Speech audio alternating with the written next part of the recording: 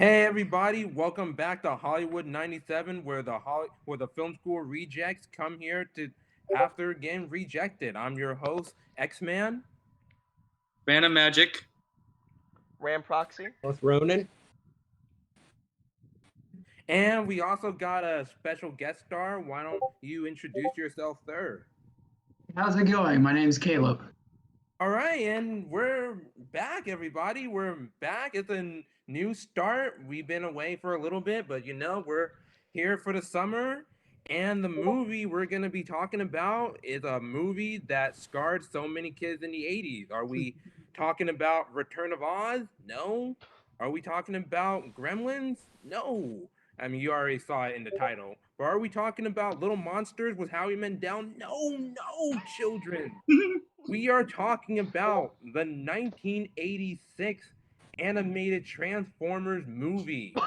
And it definitely, and don't worry, we'll try to minimize talking about a certain director who is associated with the Transformers movie. Now, we know we have a few younger audiences here who are thinking, Mr. X-Man, there's only really one sort of Transformers movie, and that's the Bayformers. Well, let me tell you, any kid under 25, there were animated Transformers movies. So, guys, I'm going to leave it up to the floor. Anyone want to talk about what is their own history with this movie? So for me, it's kind of nothing like too special, but I discovered the movie through James Rolfe, aka the Angry Video Game Nerd, and he made like this whole video about the Transformers movie and how awesome it was, and how it was kind of like this like very niche film that not many people were able to see because it was only like announced in a toy commercial. But like when I saw like his review about it, I was like, I gotta see this movie, and I found it on YouTube and I watched it and I was like, and I loved it. I unfortunately got spoiled on some of the big parts of the film, obviously, but like, despite that, like the scenes that were like the best scenes still hit just as hard, despite the spoilers. So for me, it was like, it's a movie that honestly, like, it's one of the few movies that I always come back to, and I don't know, I've seen this movie like so many times, and every time I watch it, it's just enjoyable. All right, anyone else? So for me, I was first exposed to Transformers by Transformers Armada when that would come on. It might have been Toonami, but I'm not 100% sure. It might have been Toonami. I think it was Toonami. I think it was Toonami.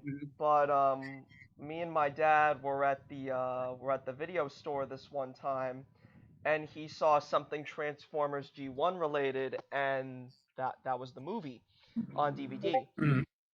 This had to be around 2000. What year was this? This must have been like around 2003, maybe a little later. I was about I was about 6 or 7 when this happened. So we popped the movie in. Now my dad had never seen this movie. He only knew about Transformers G1. He watched the series back in the day, but he heard nothing about the movie.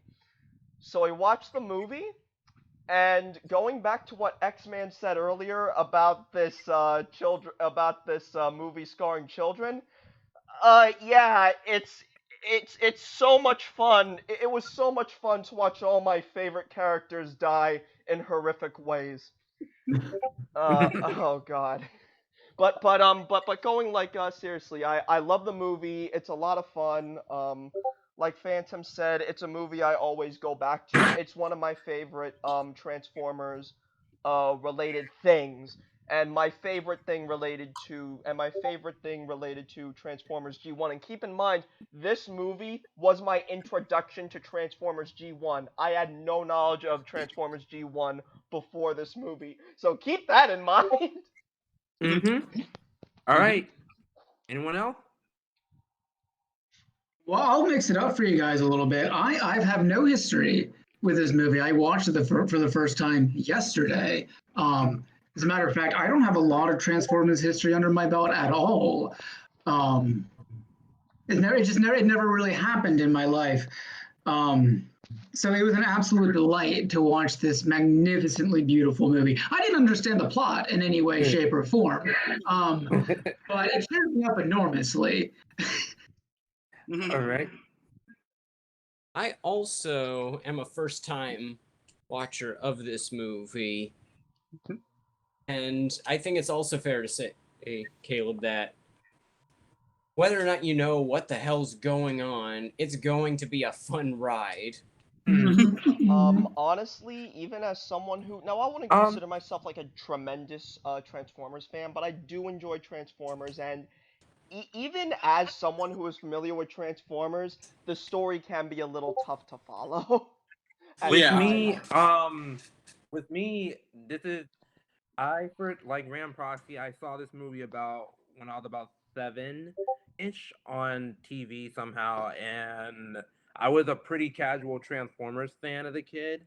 And really for me, this and the recent Bumblebee were really my favorite Transformers movies. Like rewatching this, I just remember why I see this movie occasionally every couple of years, but I think the last time I watched it was in high school, and rewatching it again, it's like, whoa, it's got everything that I loved about Transformers. Mhm.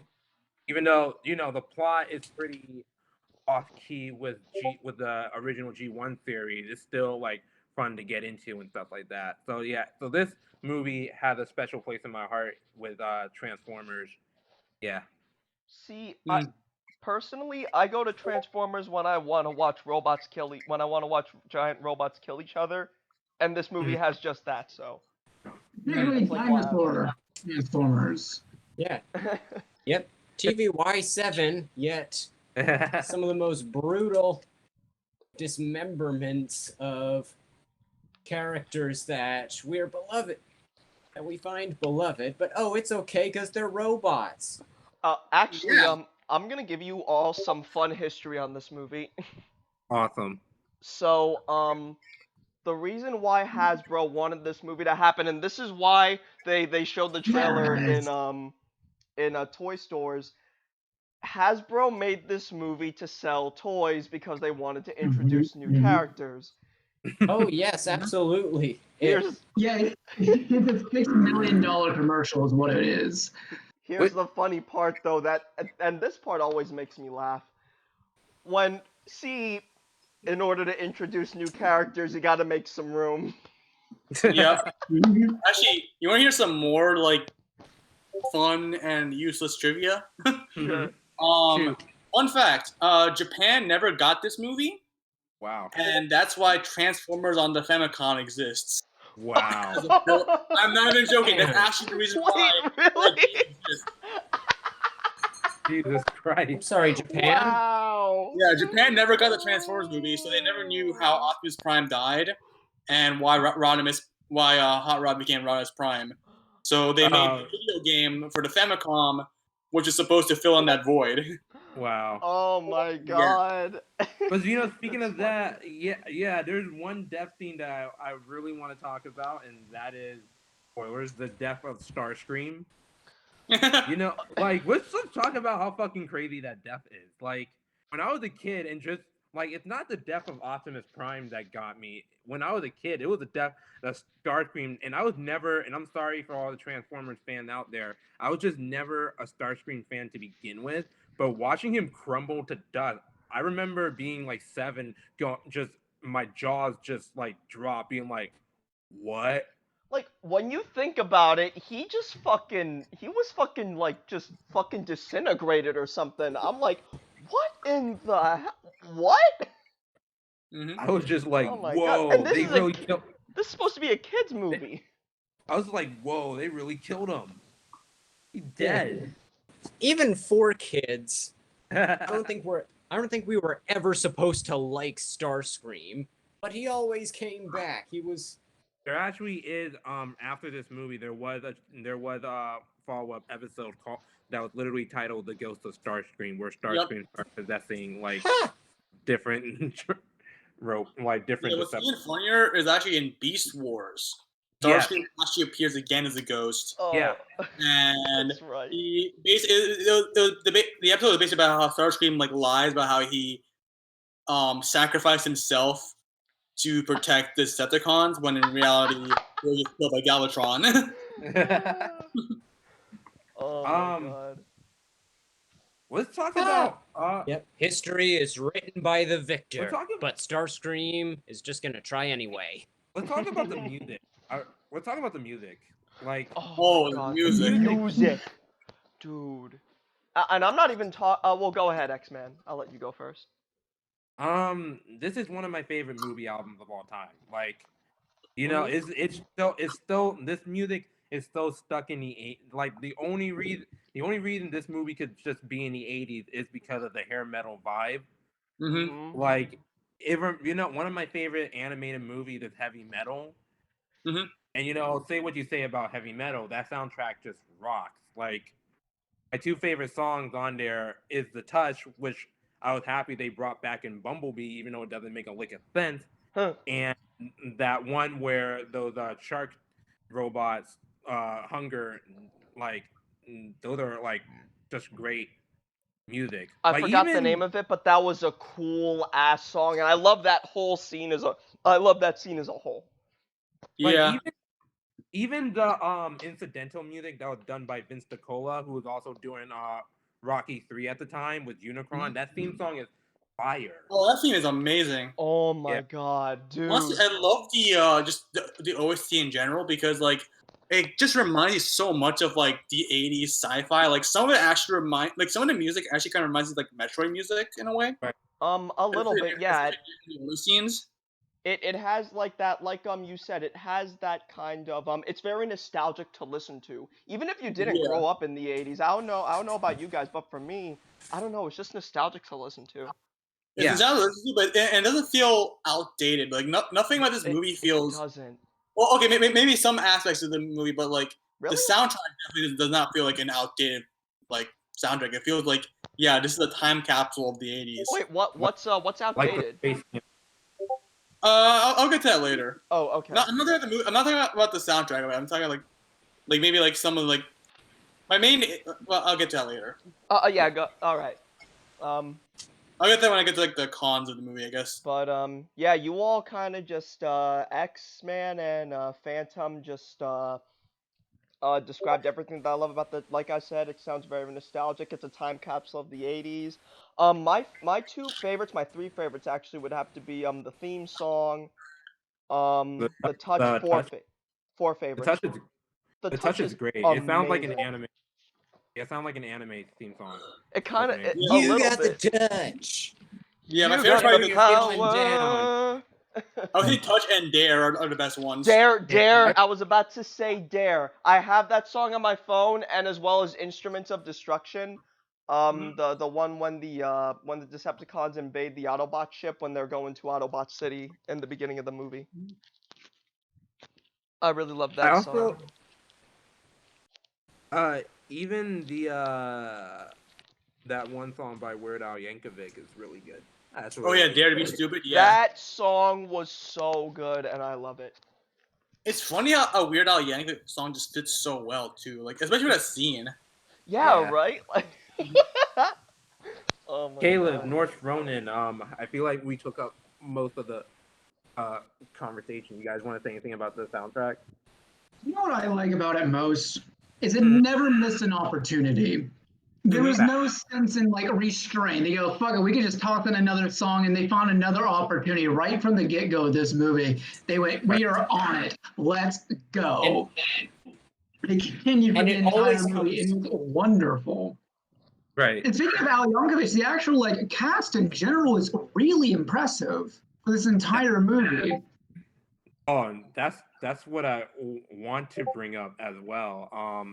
The cat. You're right. You're right, Caleb. The Orson casting. Welles. That's who I want to bring up. Yeah, Orson. as Unicron. It just made perfect sense. Unicron's voice scared me as a kid. I'm not even gonna lie to you.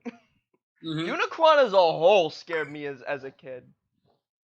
I mean, Orson Welles. Like you guys are right. Orson Welles' voice was just like amazing, even though he didn't really give a shit about the movie. But yeah, no, it's kind of incredible how well he performed. Like, right, again, because you gotta keep in mind, Orson Welles was like 80 something at that time. this Whoa, was his really? was one of his Wow. last. This was his last movie. I think this Yeah. was his like last movie, and this was like he was literally dying when he was recording this. Wait, he Yeah, So- was? he passed That's away 5 impressive. years after this movie went out.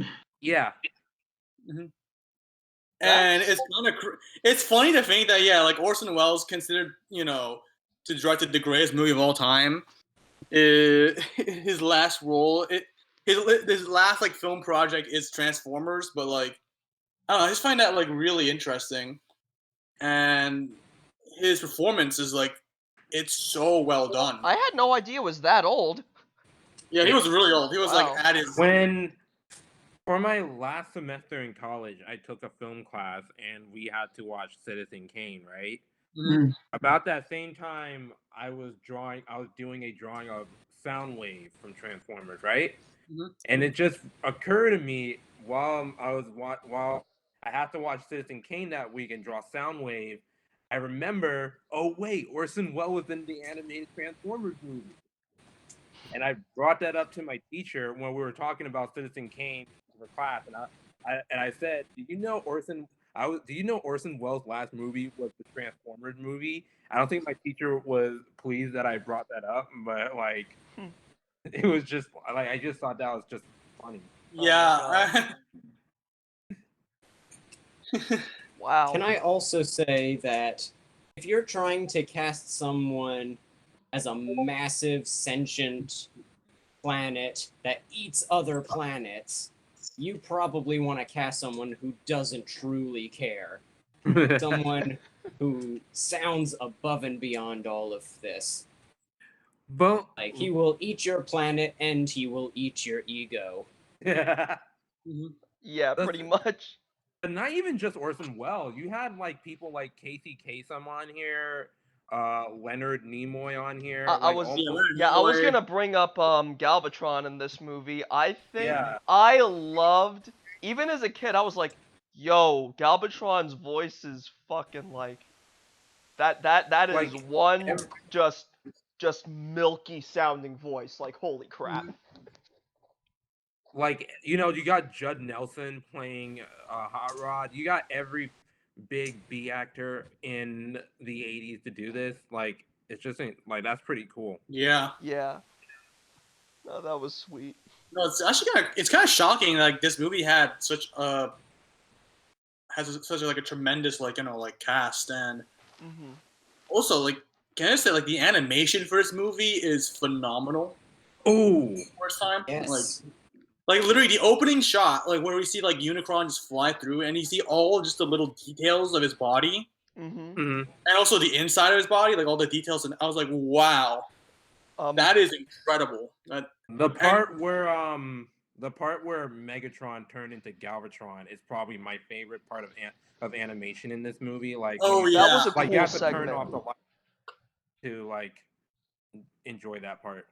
that scene is amazing. Yeah. No, that was a cool segment. And this is like another thing. This is in the '80s too. Like, I'm looking at this and I'm like, damn, they went. None of They this isn't really even. went This all is a movie out with this. marketed for a toy. Like Yeah, I know that. that's the biggest thing. Like this whole movie, the whole point of this movie was to sell toys. Yeah, They didn't have to go this far. I know. They And really didn't have to go this far. what you I can tell they succeeded at selling toys. They Yeah. definitely sold. They weren't trying, they were succeeding fully. Yeah, like no, like Phantom said, and I want to continue with that.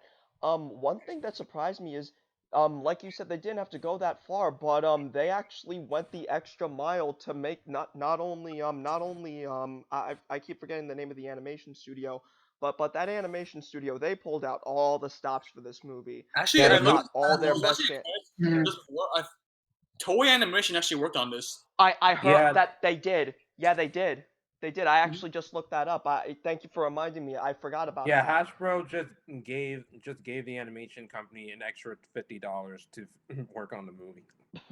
Basically. Pretty much.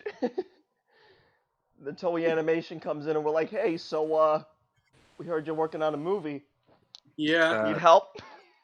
and it's funny too because like when you look at the original show, well, the animation wasn't bad. There were actually a lot of like animation errors in the actual like the older Transformers like G1 show, like does have some like major errors that would not fly today. Like again, there were some shots where like there would be like double star screams, and there were some shots where like the voice got like messed up for some characters. Yo, oh my god, there was actually one. I remember this one scene where for those of you that don't know, Frank Welker, I think is his name. Yeah, Frank Welker. So he voices both Megatron and Soundwave, and Soundwave actually has this really deep voice, like he sounds like this. But they put up, That's but pretty they good. put on, huh?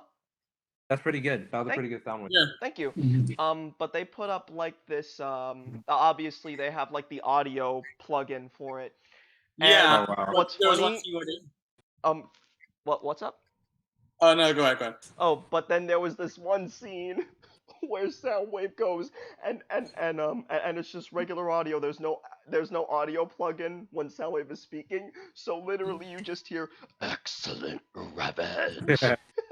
Yeah. Can we talk It about sounds how? so weird. Can we talk about how Soundwave is literally the best Decepticon ever? Like, Yeah. literally a better dude than Starscream. Like, Soundwave, like Starscream is always a backstabber, and he doesn't make it like, and he makes it known that he's a backstabber. Like, Soundwave is a loyal dude.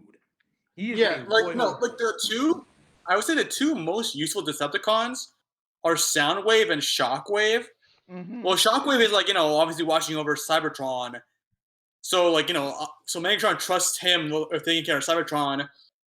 But like Soundwave does all the work when Yeah, in like the show, though.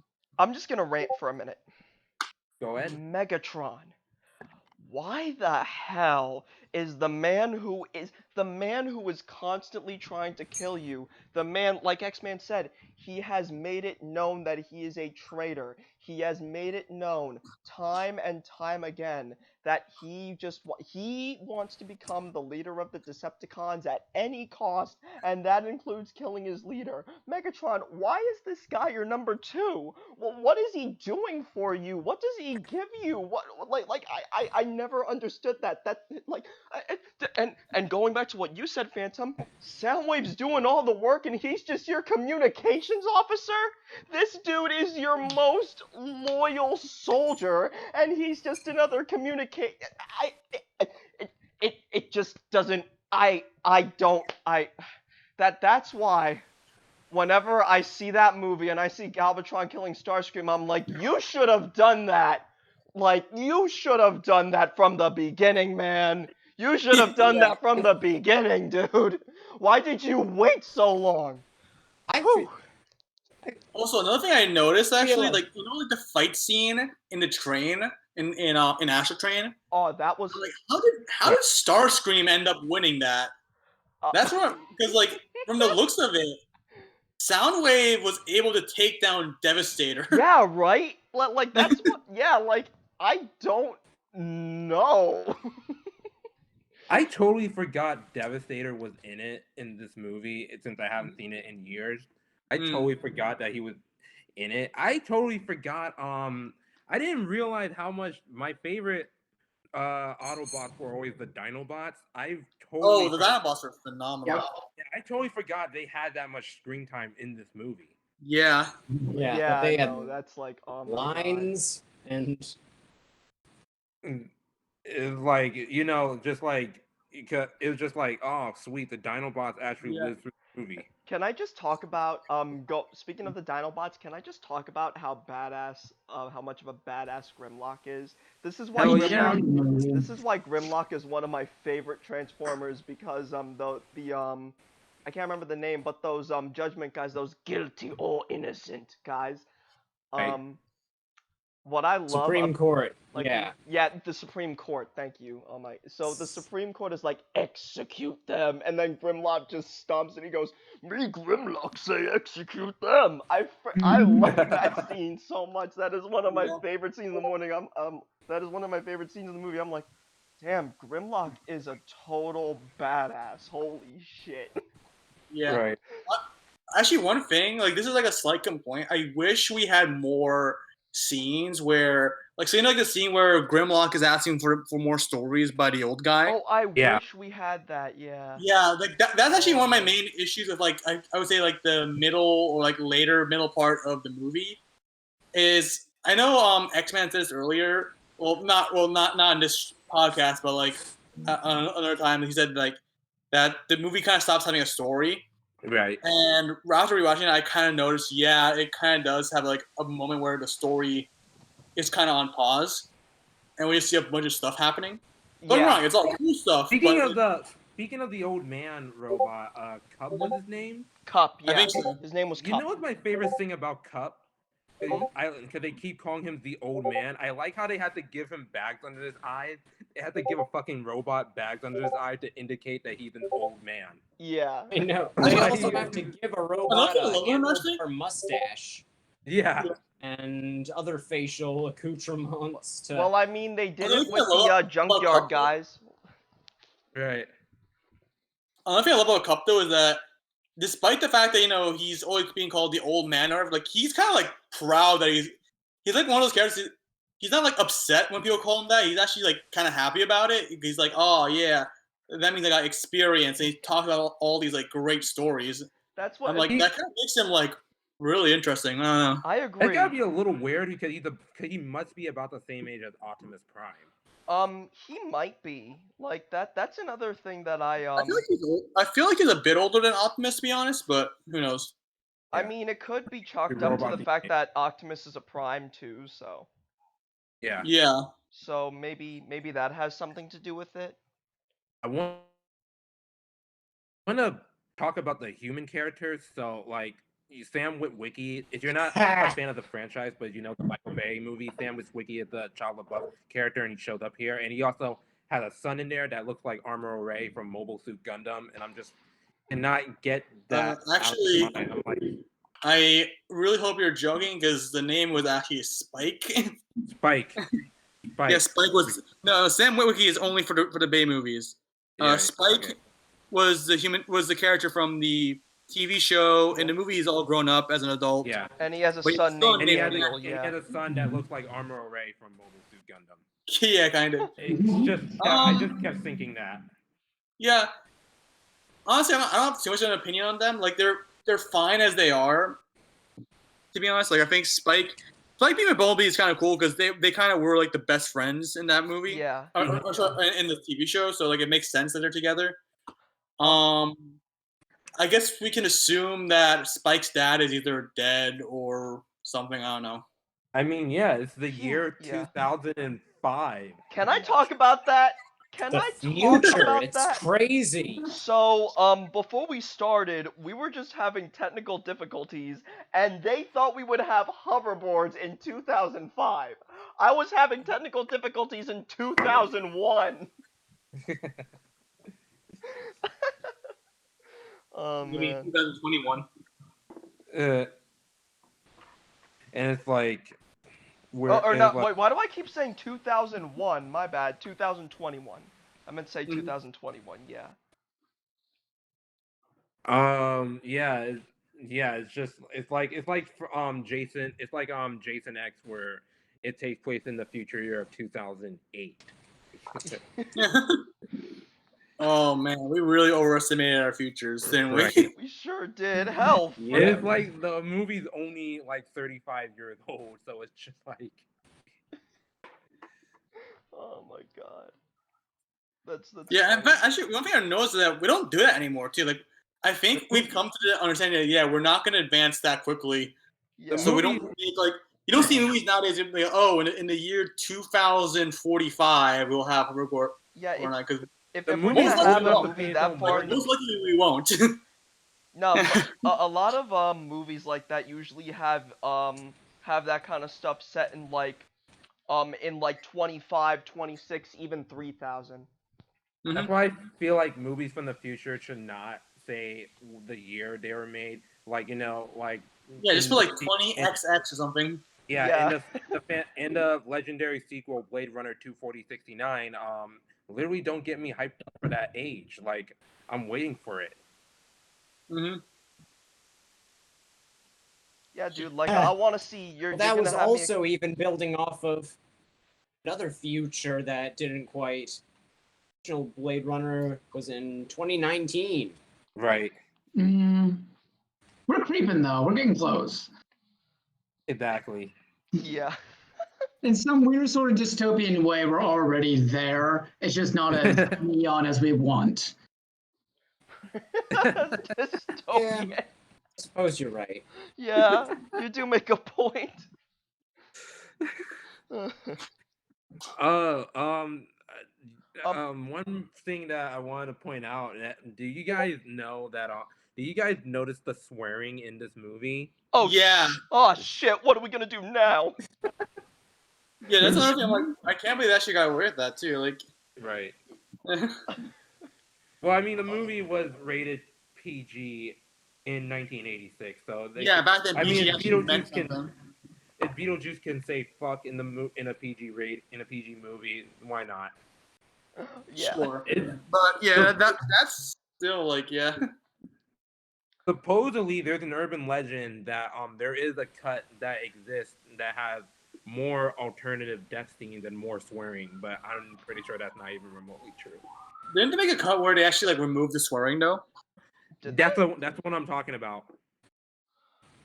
No, where they like removed it, like not add more, but Oh, like not remove add this. more. I'm not sure about that one. The one Okay. urban legend I heard is that they had more of that in there. Yeah. There were actually deleted scenes. Now, I don't know all of them, but when Optimus was killing all of those Decepticons on his way to fight Megatron, we were supposed to see Optimus fighting more Decepticons. We were also they never animated it. They just had the concept art for it. Oh, okay. But they also were supposed to show more of the Autobot City fight between the other Autobots and Decepticons. But there was this one scene that I'm really upset that they cut out. So you know when Megatron and Optimus Prime are having that speech, after Megatron says, "Why throw away your life so recklessly?" They have the concept art of a Decepticon trying to take down Optimus from behind, but he grabs him by the leg, smashes him, and then and then after that he says, "That's a question you should ask yourself, Megatron." Like, it looks so cool. Why did they take that out? Oh yeah, that'd been sick. Oh man, yeah. That It's would have on been an YouTube. Like, you epic can find death. it on YouTube. Well, that is pretty sick though. Yeah, like that's Yeah. yeah, Oh my it's god. like that kind of stuff. I actually do wish they added, but I mean, I guess maybe they did that so they don't make Optimus look ruthless or anything like that.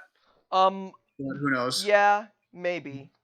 Also, another thing I want to say is like I'm actually very interested by the choices of Autobots that they decided to kill and decided to leave Right.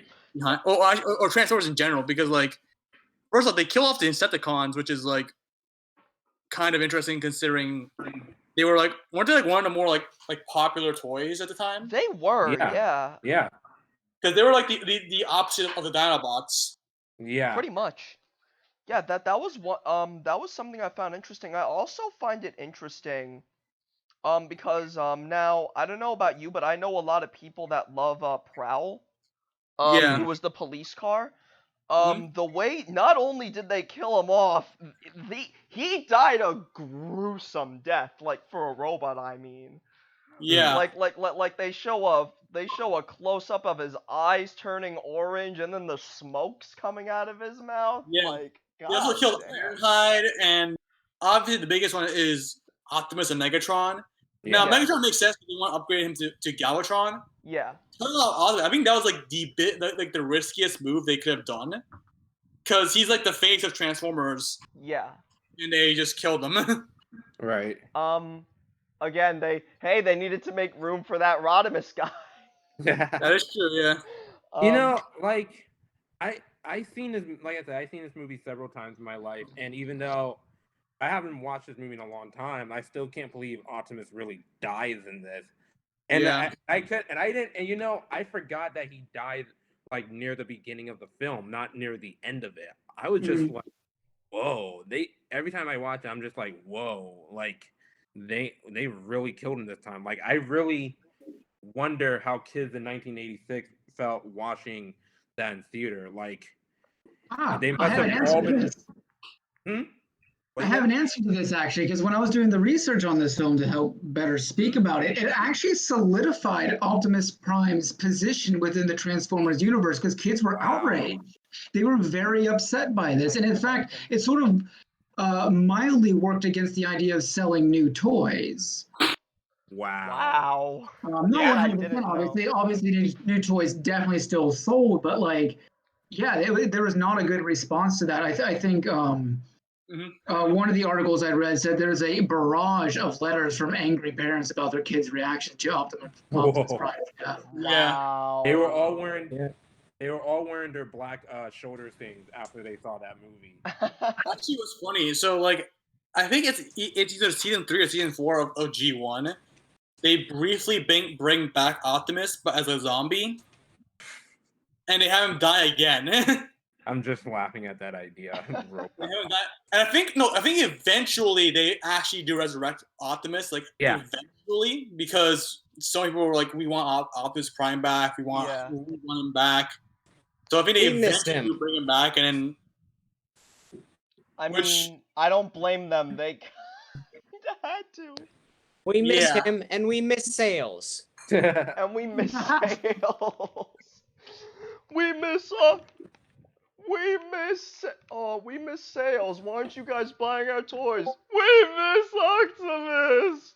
Well, it's crazy you say that because even growing up, I received an Optimus Prime Transformer toy as a kid for a birthday present. I don't have a lot of affiliation with Transformers or anything like that, but I knew who Optimus Prime was, right? Not having ever seen a lot of the content that was based on him or anything like that. So the name carries.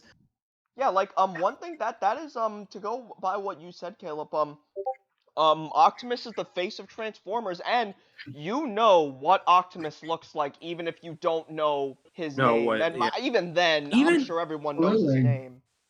Absolutely. Even his voice, Peter Cullen's voice, like no one else can do No one. Transformers. No No one else one. can do Optimus Prime than Peter Cullen. Same thing. It's it's the same thing with. That's one thing that I actually loved about the Bay movies. Just transitioning to that for just one moment. They had to get Frank Welker to do Peter Collins and Frank Welker to do Optimus and Megatron because who else can do those? And that, You like even when I was a kid and we're watching Toonami in the early 2000s, and like when it wasn't Tom and it had the other narration, and I noticed it would be Peter Cullen, but I couldn't put my finger on it. I'm like, that guy sounds like Optimus, and it's like years later it was Peter Cullen doing the voice, like the Toonami narration. Yeah, I remember that was really cool.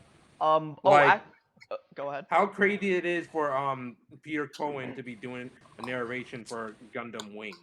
I actually, fun fact about Peter Collins, for those of you who don't know, he used to do a lot of monsters, and one of the ones that he did was the Predator. Whoa, really? He Whoa. made that noise. He made that noise. Yes, yeah, you're right. You're right. He did. Did he do the Did he do the final line? He, yes.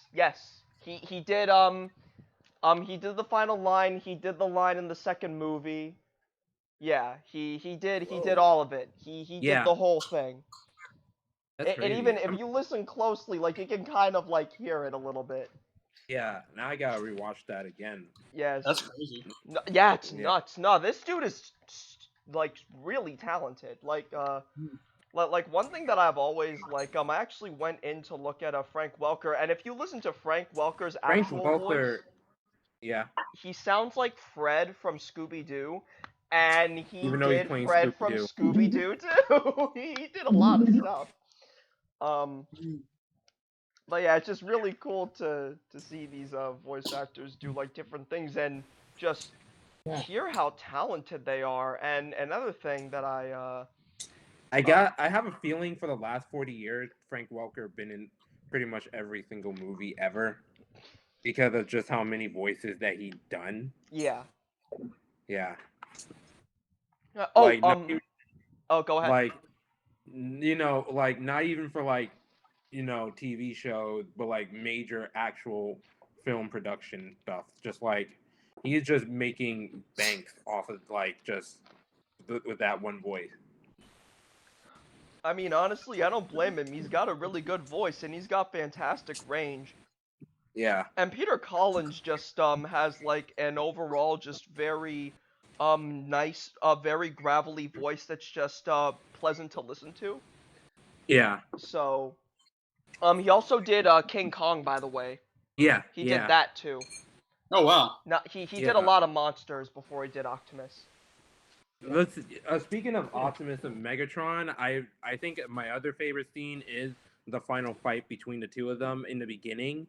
Mhm. Like it's such like it was. I thought that was such like the best version of an Optimus Megatron fight. Like it kind of reminded me of the I keep bringing up Gundam, but it's true. It kind of reminded me of the Gundam movie Char's Counterattack, where Armoro and Char are fighting at the end. Like they have that speech where they're saying the good versus evil speech during the fight, and it's like it works in that fight, even though they have that speech like every fucking episode, but it definitely worked. Another thing that I want to say, by the way, going back to the animation, is the more I think about it, especially after finding out that Toei Animation worked on it, Mhm. especially in the human characters, you can see the anime influence. You can see the Japanese influence if you look hard enough. Hmm. I In the You mean, don't have to look that Transformers, it's hard. hmm? like like megas are one thing, like the transformers themselves, that could be American or whatnot, but the actual human faces I thought were very um, inspired, I guess we'll say. Yeah. Yeah, right. they kind of did look more inspired in this one because like in the original, like while yeah, Spike's face doesn't change that much. Mhm. Like when I look at Daniel, I'm like, yeah, Daniel looks like a Gundam character. Yeah, he I does. told you look like Armor Ray. Yeah, I told you I watched when I was watching it the other way. I'm like, dude, when they bring Armor Ray from Gundam in here, it just looks yeah, like they look like Americans drawn in anime form. hmm If that a makes lot any of sense. a lot of the animation also remind me of Robotech, which would have been popular in America at the same time. Um, Yeah, in Japan, known as Super Dimension Fortress Macross. Like a lot of yeah, it reminds Macross. me Yeah, a I lot was of about to say that. yeah. And a little bit of the Space Runaway Idiot, the other show created by a Gundam creator Yoshiyuki Tomino. So I mean these toys are originally from Japan, so it's not Yeah. super surprising. But it Yeah, is. and actually, what's funny is that the much later season of G1, like the tail end of G1, Yeah. was actually Japan exclusive for a while. Wow. Like there are actually a couple episodes of Transformers that are Japan only. Oh Right. yeah, I Yeah. heard. Like, And I yet they know that there didn't was like get a this movie. Yeah, like they didn't get this movie, funny enough, but they did get the end of G1. Like they got the actual ending of the show. I find it Right. funny that they like made their own continuation of G1 too. Yeah, I've always found that a little funny. from what I know, I think like eventually people kind of lost interest in G1 Transformers Mhm. here, Yeah. so it got canceled. But they continued in Japan, and what's funny that actually in Japan, towards the end, like if you thought characters died in this movie, even more characters die in the show later on. Now Wow. I never watched it, but spoilers for the continuation of Japan. Um Broadcast or Blaster, his name is Broadcast in Japanese, dies and so does Soundwave. They both died at the same time. Yeah. Right. Yeah. Like that. I'm over here like, No, go wow. ahead. Like I actually decided to look up that scene online and I was like, wow. They actually killed off Soundwave. That No, is this one. was funny. So this might be a bit of a big spoiler if you guys really care about the end. So, actually, quick question: do you guys care about the ending of G1? No. Not really. Okay, so the one Rodimus is even the one that kills the Galvatron at the end. What? It's someone else. I actually don't know the name of the Transformers that killed Galvatron, but like, I think even Hot Rod dies at the end of G1. Whoa! Wow! I Yeah, didn't Hot know Rod that. dies. In fact, the ones that beat Galvatron, it's like this group of like, young Transformers, and they had like joined forces to defeat Galvatron once and for all. Can we Wow. talk about? I noticed that we didn't even bring up Hot Rod, and that is actually my problem with that character. He is, to be honest with you, he is really fucking boring. Like, I just keep forgetting that he's supposed to be the main character because of how bland he is, and there's just like so much shit going on around the movie, and just so many other characters. Like, he gets like kind of lost. Well, I feel like part of the problem also is that in a weird way, there's three main characters in this movie. Right. It starts with Optimus Prime being the main character, and then it's Ultra Magnus, and then it's Rodimus or Hot Rod. Right. And my biggest issue with Hot Rod, I think, in this movie especially, is the fact that this movie takes a lot, and I mean a lot of inspiration from Star Wars. Mm-hmm. And I mean, we got Robo Leia. We didn't bring up Robo Leia. Yeah, and there's Robo my main issue with it. I don't have an issue with it taking inspiration from Star Wars. It's the fact that it takes too much sometimes. Mm-hmm. Like they even like do the whole like training scene, kind of similar like what Oh, Luke did in yeah, episode you're 4. right. Yeah. I always forget And- about that scene. That scene, I was like, I'd rather just hear Cup's like backstory Yeah, me rather too. than him training. Because I feel like Cup is like, even though he's supposed to be the Han Solo of the group, he's the most original. Like he actually feels like his own character. He doesn't feel like a Han Solo knockoff. I keep referring to because I keep forgetting Cup's name during the movie, so I keep I was referring referring to him. old man I too. just keep referring to him as Obi-Wan Robot. Obi-Wan Robot. I think he's supposed to be Han Solo. Obi-Wan. Yeah. No, because I think Cup is supposed to be Han Solo, while Optimus is supposed to be Obi-Wan. Oh, okay. I did not get that. Did not like frame Because like that, even at the not end like of the it was movie, like framed. it's Optimus who talks to like Rodimus, going arise, Rodimus Right. Prime. Yeah. Just like Obi-Wan's the one that tells Luke when like use the Force, Luke. So Yeah. another You are thing the that chosen one, Rodimus. Oh my god.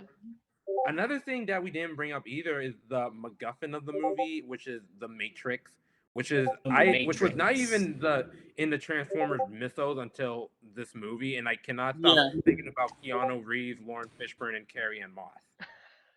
Yeah, no, the Matrix thing, it's never brought up in the original G1 show, probably because they didn't even plan it at first until the movie, because like obviously the movie needs some kind of plot device, like that's just Yeah. Right. That's Again, how it's structured. again, they did it to introduce Rodimus for toy. Yeah, I'm sorry. I find it. I'm sorry. I just find it so funny that they actually went this far. I do like that the toys. Matrix actually does like serve a purpose later on though. Like I think Yeah. it does serve. And they actually do bring it back in the later seasons, Mhm. and it's even like it's even brought up in Beast Wars actually. Yeah. It is. You're right. Yeah, I forgot that's about right, that. that's right. Shit.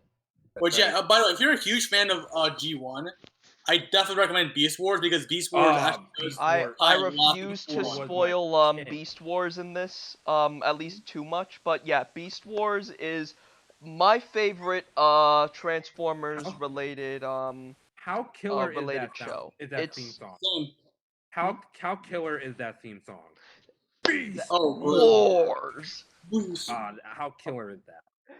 It's so corny yet it's so cool. So, I fucking yeah. love it. Nah, Beast Wars in my opinion, Beast Wars was like definitely like my favorite. That's the one. That's how I got introduced to Transformers. Yeah, that. Lucky you. And I never can look back at it. Like I can never like like not love it. Yeah, Beast War is. I mean, the idea is weird, but who cares? It's CG. You know what's really funny? Actually, like growing up in Japan, the Mhm. Japanese dub for Beast Wars is really funny Mhm. because they treat it more like a comedy. Wait, Oh, they really? do? I can see. Yeah. I can see that because it's from the same people who did that other show, Reboot. Yeah, like they actually treat it like as a comedy, and there's like so many jokes. It's actually kind of hilarious. And there's even an extra episode that's only in Japanese. Oh, whoa. that's funny. Yeah, there's an extra episode that's only in Japanese, and it's a complete like joke episode. Oh my god. Um, Wow. I just want to Excellent. go back to Starscream Death, because this was just so that scene where he's being crowned a leader and he's like a coronation. I just thought that was super weird because, I recall, I thought the Decepticon was supposed to be like a rebellion or something like that. Well, I think the Decepticons are meant to be like supposed to, like, they want to basically like take control of Cybertron, and then their ideal is, oh, the strong should rule, Yeah. while the Autobots, they want, like, they want equality amongst all Transformers, basically. Yeah. They were the Robo SJWs. Oh my god. So okay, so like oh yeah, I think we brought up some of the cons. I think what Phantom Magic said earlier, that the movie doesn't have much of a plot for most of it. Yeah. And you're right. It felt It's after it's the scenes like after Rodimus, or not Rodimus, sorry, after Ultra Magnus gets beaten by Galvatron, right. and you just see like Hot Rod and Cup like run away. Like, now I will say that the pros about those scenes, I do love the fact that they do expand the universe of Transformers, because Mhm. I Right. thought we that really was cool. didn't get to see that in the first few seasons of G1.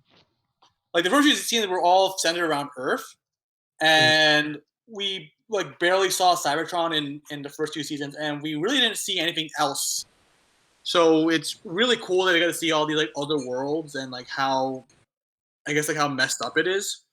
Right. Yeah, Like like Junk City. I thought Yeah, like Junk Junk City. City. Yo, the grand jury is what scared me the most as a kid. Like those I think there were 5 of them. Those 5 faces that just Yeah. spin around. Oh my god. There was something about that completely terrified me as a kid. One more Yeah, thing. and And the voices. the voices Yeah. and You like, can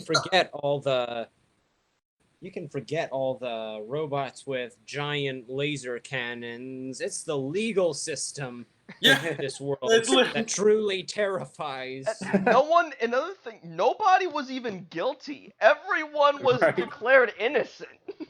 and they still kill. No, I love how before that, like, the Transformer that's about to get like executed, like, oh, just spare me of this like mockery of a justice system. Yeah, right? Oh, Um, okay, another thing I wanted to bring up that just made me laugh for the movie is the final shot of the movie where we're spoilers, but Unicron's head is floating, and that's really the last image of the movie, and it cuts Mhm. and it goes to end credit, but it's still a shot of Unicron's head like right in the middle of the movie. I mean, that's a little. Don't you think that's like a little ghoulish that his head is just floating, just like right Yeah, there? endlessly in space. it's a weird. I'm not gonna lie. At the end of the movie, I feel, and that's actually where part of con also kind of like comes in. Is like, Absolutely. they Yeah. kind of like rush the ending, because Right. after Unicron dies, like, literally all we see is Ramos go, it's like, Till like, all for are all, one, basically. That's yeah, and really then all that's we it. see. Like, we don't really get much of a conclusion. It's just like after Unicron dies, that's the end of the movie, basically. Yeah. And look, man, I think that the floating head thing, it's cool, but it doesn't really serve much of a purpose, especially since like Unicron doesn't actually come back. Right. Yeah, he has an episode of it with Ghost of the Starscream, but he doesn't actually come back as a threat anymore. Until the Bayformers try and fail. Oh, okay, I'm Yeah. sorry, but I'm gonna rant a little more. Go Why ahead. the Just hell? a little. Why the Hmm? hell was he so tiny in Bayform? He was the size of a moon in Bayformers. This is supposed to be a planet-eating monster. Unicron is bigger than some planets in this movie. He is I bigger think- than some planets in this movie. In Bayformers, he's the size of a tiny little moon in comparison. I think because I think that's been a a problem with omnipotent space beings like that. They cannot do a comprehension of it in a live action movie. Like, look at the second Fantastic Four movie. Galactus was a fucking space cloud. He wasn't a giant. He wasn't a giant purple man. Giant purple man. No, Like, he we wasn't. wanted the people Yeah. wanted a giant It was a purple man. No, cos- not yeah. Thanos. People just wanted Galactus, the giant purple man. And what we got was a cosmic fart. Oh my god.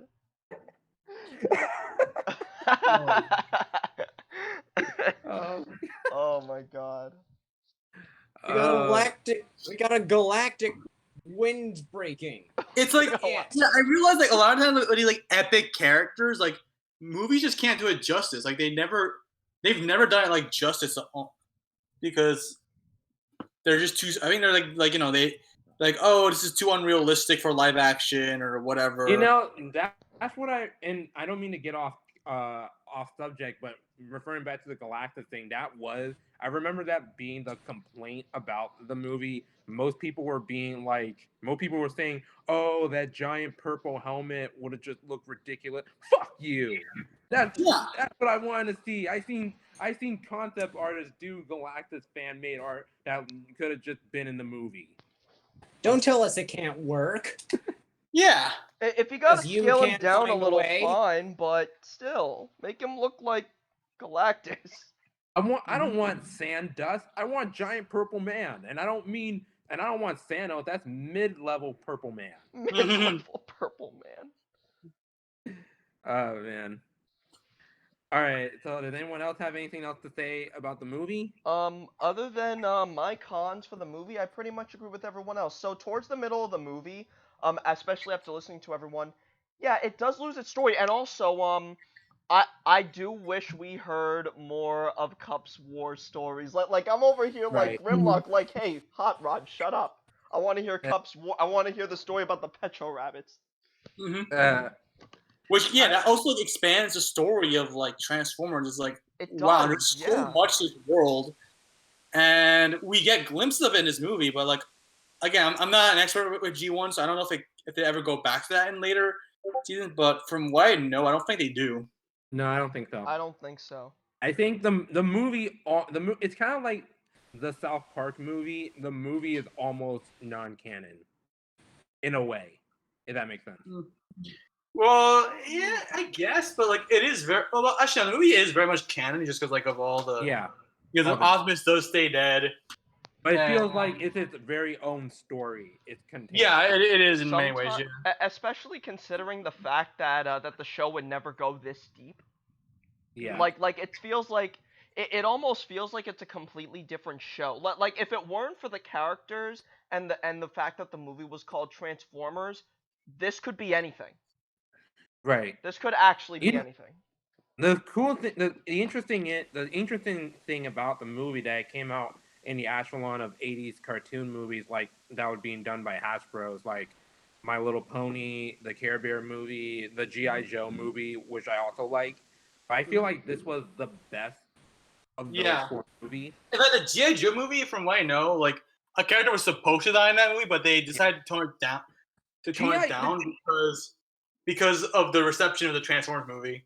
The G.I. Joe movie, I don't remember because I think I only seen it the one time as a kid. The only thing I really remember was the opening sequence with that cool remix of the theme song. Mm-hmm. But I feel like the Transformers movie, to me at least, felt like the best out of all those 80s. Yeah, I agree.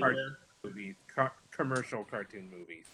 Mm-hmm. Like, for me, it's my favorite. It's this and Bumblebee are my favorite of all of just Transformers movies in general. Yeah. And I feel like, despite that the most famous character die in this movie, I feel like it is a good introduction to the original G1 Transformers. Yeah. Even though without the context. Mm-hmm. I mean, yeah, the movie is a 90-minute toy commercial, but I still feel like it got a lot more potential and it was a lot more engaging than the Bayformer ones. And I'm not trying to be academic about it, but I feel like the Bayformer movies are super fucking boring and just literally the same movie over and over again with different locations. Especially the And second movie, the third movie, and the fifth. The fifth Right. movie had all this potential, and they just hang on, sorry.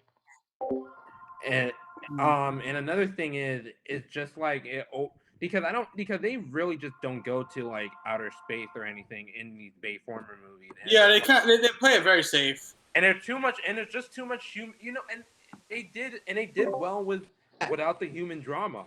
That's what Transformers missing. They don't need humans. No more humans. Yeah. It's like a Godzilla movie. You don't need humans. Like, Yeah. see, actually, one thing that I think, like, at the very beginning of the fifth movie, they kind of make it seem like this post-apocalyptic Transformers movie, and I was like, oh, this is cool, and then they just throw that concept away. I'm Right. like, why would you do that? There's so much potential behind that concept. What the hell? That's why I'm so happy that they came out with Bumblebee, because that movie, oh man, that movie was good. Yeah, it was. I mean, it was more of a remake of Iron Giant, but it was. I thought it was fantastic. Well, I mean, we got the Ravage eject scene, which was fun Yeah. as hell. And we got to see, the robots look like their actual thing, like Soundwave looked like Soundwave. Yeah, Optimus That's all I would say. actually seeing That like that's what Optimus made me look cry. like he's Soundwave looked supposed like to, Soundwave. yeah. So, But yeah, that's I mean, kind of- for me, this movie. Oh, sorry. no, go ahead. Yeah, for me, like this is like one of the few movies that I can always come back to and have a good time with. Right. And it's one of those movies that I can just watch whenever. Like most movies, like I can't have to really be in the mood for it. Like this and like maybe like a few other movies, like maybe like Godzilla Final Wars, are like one of the few movies I can just come back to whenever and just have a good time. Yeah. Yeah, I'm the Alright, same so way that- with this movie. Like that's all my thoughts of the movie. Anybody else got any final thoughts about the movie? No. I'm all done. Yeah, I'm agreeing with everybody. This is a movie that I'm going to watch over New and workout over. playlist. I'm excited to share it with other people. Yeah. Yeah. All right. So that's I mean I'm gonna give the movie a 3 out of 5. My own personal rating. Before I give my rating real quick, one thing that I will say about this movie is and I know that Caleb said that there were points where he was a little bit lost, but I will say that there were points where even I was like, where is this movie going? So I feel like even if you don't know that much about Transformers, I still feel like it could just be a fun movie. With that said, I am going to give this movie a 4.3 out of 5. I have to be generous with this movie. I I have to think be generous as well. Lost in how just visually stimulating it was, and the soundtrack. The soundtrack just absorbed me. So knowing that this was hand done, largely speaking, and the soundtrack is the way it is, I have to give it a little bit more of a generous 4. Yeah, I would probably give it like a 4 or 4.5 out of 5 because like I'll give it a 4 too. I'm gonna change it to 4. because honestly, like yeah, despite its flaws, it doesn't hurt. It doesn't really hurt the film, in my opinion. It just kind of like It's like, just a I really wish they good could have done time. more of this, but at the same time, there is more to the story later on. So that's why I'm more generous about it because there is more in the later seasons. And in the end, like this was when you really look at it, like this was a very ambitious film, especially for like a toy commercial. Right. One thing that I'm actually going to change my rating to a 4.5, just like you, Phantom, and that is only because of the fact that, yeah, this movie was to sell more toys, and they actually went the extra mile to make it a fun movie. Mm-hmm. So. And like, it's one of the few As a movies toy that I can commercial, always come back to. Word. as a All toy right. commercial, you'd want it to be kind of fun from start to Exactly. finish. Yeah. Yeah. All right. Any good commercial is. So that's what we want to say. Yep. Mm-hmm. All right, and just like Marty McFly, we're out of time. This is Hollywood 97. I'm your host, X-Man. Fan of Magic. Ram Proxy. Your guest, Caleb. Ronan. And we want to thank Kayla. Thank you for coming on this week. I hope you had a great time. Come back anytime you want. Thank you. Thank you. I did All have a right. really, really good time. Learned a lot. Thanks. All right, guys. Hollywood 97ers, you know what to do. Since we're back, hit that like and subscribe button. Hit the bell when it's well. And until next time. See you later, everyone. Adios. See ya.